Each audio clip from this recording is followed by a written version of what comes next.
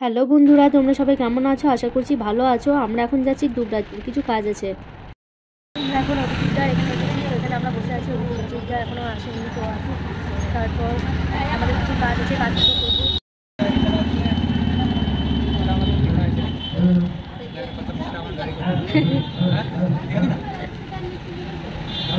একজন বাইকে করে গেল, দিয়ে শোনা বলছে যে ওই লোকটা দেখাচ্ছে যে আমি কত মোটা আর আমার গাড়িটা কত মোটা।